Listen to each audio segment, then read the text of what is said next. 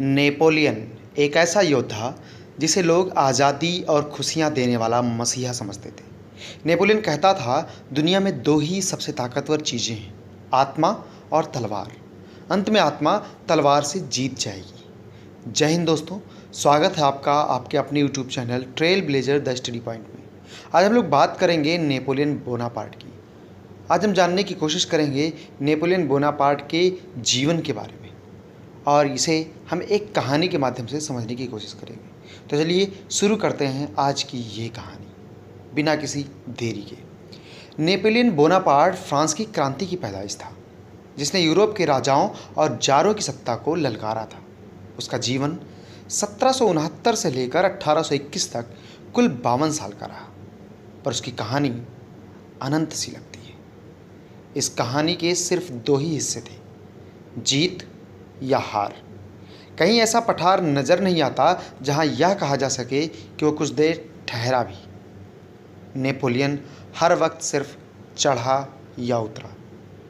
H.G. Wales ने Napoleon को ऐसा साहसिक लुटेरा कहा था जिसने यूरोप को बहुत नुकसान पहुंचाया, लेकिन जैसा हर महत्वाकांक्षी और उद्दांत लड़ाका होता है, वो वैसा ही था।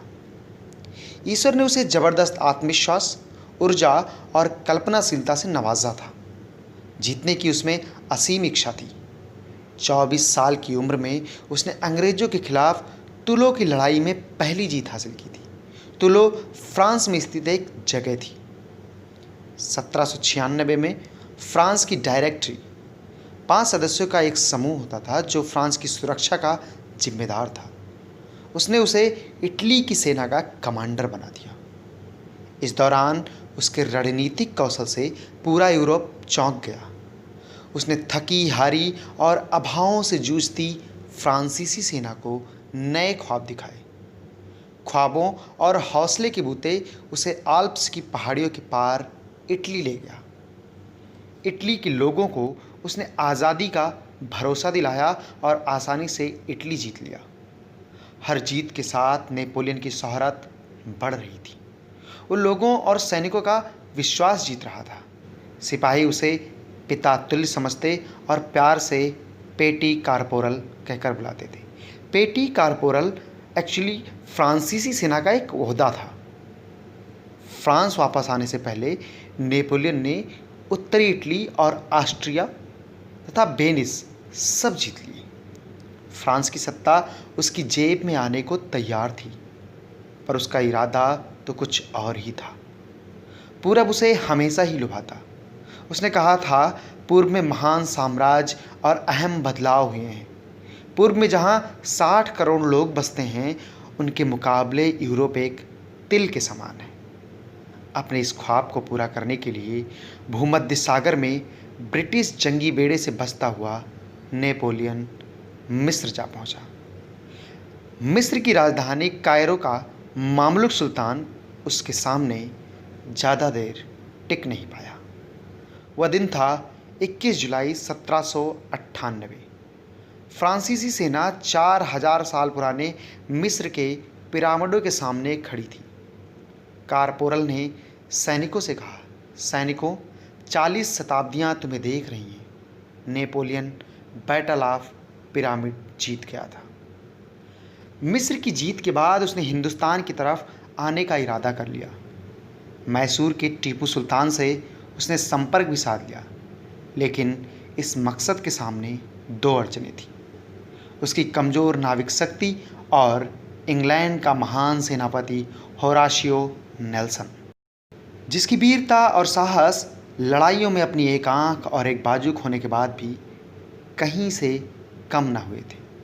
1 अगस्त 1798 को नेल्सन ने नेपोलियन की सेना पर धावा बोलकर उसे चौंका दिया। 2 दिन के अंदर नेल्सन ने बाजी मार ली। नेपोलियन किस्मत का धनी था और नेल्सन के हाथों हार कर भी बच गया, लेकिन अब उसने हिंदुस्तान आने का ख्वाब छोड़ दिया था। फ्रांस लौटकर नेपोलियन ने देखा कि डायरेक्टरी पूरी तरह से असफल हो चुकी है। देश की जनता ने अब उसमें भरोसा जताया। नवंबर 1799 में उसने तख्ता पलट करके सत्ता हथिया ली। जिस ताकत की चाह में वो लड़ता रहा, वह अब उसकी जेब में थी। नया संविधान लिखा गया जिसमें वो पहला काउंसिल नियुक्त हुआ। फिर बाकायदा चुनाव हुए और लोगों ने उसे भरपूर समर्थन दिया। नेपोलियन क्रांति की पैदाइश है, ये हमने पहले ही कहा है। लोगों ने उसे आज़ादी और खुशी देने वाला मसीहा समझा, पर वो धीरे धीरे बदल रहा था। वो तानाशाह बनता जा रहा था। उसे 10 सालों के लिए पहला काउंसिल बनाया गया था, पर 1802 में ही उसने खुद को काउंसिल फॉर लाइफ नियुक्त करवा लिया। नेपोलियन अब खुद एक राजा बन गया जिसके हाथ में असीमित शक्तियाँ थीं। सन 1804 में फ्रांस में उसने कोड नेपोलियन लागू करवाया, जो फ्रांस की क्रांति की मूलभूत बातों का सार था। यह आने वाले 100 सालों तक यूरोप का एक मॉडल कोड था। इसमें औरतों को समान अधिकार दिए गए थे। यह नेपोलियन के जीवन का उत्कर्ष काल था। राजकाज की हर गतिविधि में संलग्न फ्रांस का यह बादशाह प्रशासक के तौर पर भी सफल था। खुद से मुतमईन वो कहता था, जब भी मैं किसी विषय पर सोचना बंद करना चाहता हूँ, अपने दिमाग में उस दराज को बंद कर देता हूँ जहाँ विचार है और किसी दूसरी दराज को खोल लेता हूँ। जब मुझे सोना होता है, मैं सारी दराजें बंद कर देता हूँ। कहते हैं कि उसकी गजब की याददाश्त थी और खुद पर उतना ही बेहतरीन नियंत्रण भी। फ्रांसीसियों में उसके लिए अटूट विश्वास था। वह मानते थे कि उसी ने किसानों की ज़मीनों को पहले के शासकों से बचाया है। किसान ही उसकी ताकत भी थे। मुझे किसी की परवाह नहीं, उसने कहा था, खासकर उनकी जो आलीशान घरों में रहते हैं। अगर किसी की राय मायने रखती है तो वो हैं मेरे किसान। अब नेपोलियन का परचम पूरे यूरोप में लहरा रहा था। वो जहाँ भी गया, मारेंगो, उल्म, ऑस्टरलिच, जेना, एल्लाऊ, फ्राइडलैंड या वाग्राम सबको अपने अधीन करता गया। बड़े राज्य जैसे ऑस्ट्रिया, पर्सिया भी सब के सब। वह यूरोप को एक राज्य के तौर पर देखने लग गया था।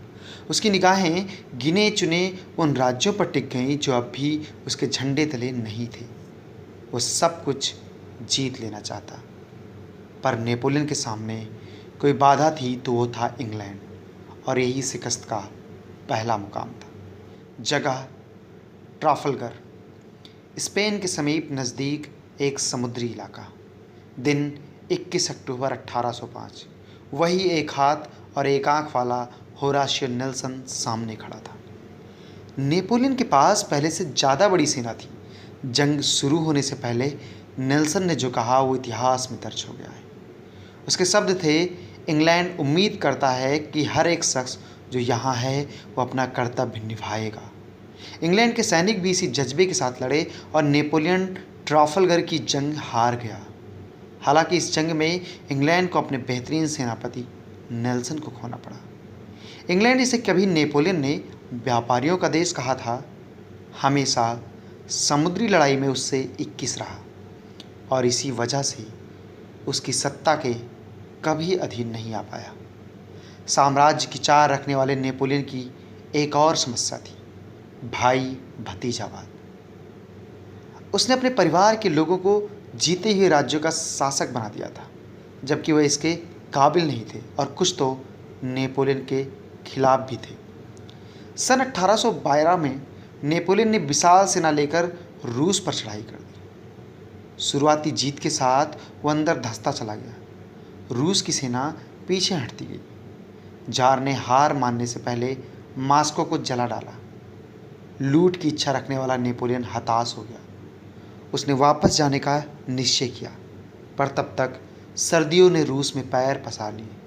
फ्रांस पहुंचते पहुंचते नेपोलियन के साथ चंद लोग ही बचे थे। पेटी कारपोरल अब थक चुका था। सेना लगभग खत्म हो चुकी थी। इस समय तक दुश्मन मुल्कों ने चारों ओर से फ्रांस को घेर रखा था। सब के सब मुंतजिर इस बात के कि कभी तो उनका दिन आएगा। नेपोलियन अब भी शानदार जनरल था, पर अब किस्मत साथ नहीं दे रही थी। उसके खास गाजी उसका साथ छोड़ रहे थे। किसान अब युद्ध के यज्ञ में अपने बेटों की आहुति नहीं दे रहे थे। इन सब से हार कर उसने 1812 में सत्ता छोड़ दी और यूरोप की ताकतों ने उसे भूमध्य सागर में एल्बा नामक टापू पर नज़रबंद कर दिया। फ्रांस में दोबारा नीले खून वालों ने सत्ता हथिया ली थी। किसानों के दिल फिर टूट गए। लेकिन एक रोज़ वो फिर उठ खड़ा हुआ और एल्बा टापू से भाग निकला। 26 फरवरी 1815 के दिन नेपोलियन अपने किसानों के बीच में था। वो तैयार था लड़ने के लिए, खोई सत्ता हासिल करने के लिए। जब वो पेरिस पहुंचा तो राजा भाग गया। यूरोप के सत्ताधारियों में एक बार डर फिर काबिज हो गया, लेकिन इस बार वह भी तैयार थे। जंग शुरू हो गई। उसने कुछ एक जीती भी, लेकिन उसके पेरिस पहुंचने के ठीक 100 दिन बाद वाटरलू की लड़ाई में किस्मत ने धोखा दे दिया और नेपोलियन बोनापार्ट हार गया। भागते हुए उसने खुद को एक जहाज के कप्तान के हवाले कर दिया, इस उम्मीद में कि उसे इंग्लैंड में निर्वासित जीवन जीने दिया जाएगा, जबकि ऐसा कुछ नहीं हुआ। उसे सेंट हेलेना नामक टापू पर भेज दिया गया। तिल तिल कर मरते हुए नेपोलियन की हर ख्वाहिश नकार दी गई। उसे अपने बेटे से भी नहीं मिलने दिया गया, अपनी माँ से भी नहीं। 5 मई 1821 को उसका इस दुनिया में आखिरी दिन था। नेपोलियन जब भी किसी जनरल का चुनाव करता तो उसकी जंगों के बही खाते के अलावा एक बात जरूर पूछता, क्या यह जनरल भाग्यशाली है? मरने से कुछ दिन पहले उसने कहा था, दुनिया में 2 ही सबसे ताकतवर चीज़ें हैं, आत्मा और तलवार। अंत में आत्मा तलवार से जीत जाएगी। आई होप आप लोगों को नेपोलियन बोनापार्ट को जानने में इस कहानी से मदद मिलेगी। आगे आप लोग और किसके बारे में जानना चाहते हैं कमेंट बॉक्स में ज़रूर बताएं। वीडियो अच्छा लगे तो इसे लाइक करें, ज़्यादा से ज़्यादा शेयर करें। साथ ही जिन लोगों ने अब तक चैनल को सब्सक्राइब नहीं किया वो लोग सब्सक्राइब कर लें और बेल आइकन को जरूर प्रेस कर दें, जिससे आने वाले वीडियोज़ की नोटिफिकेशन आप तक पहुँचती रहे। Thank you, thanks for watching. जय हिंद।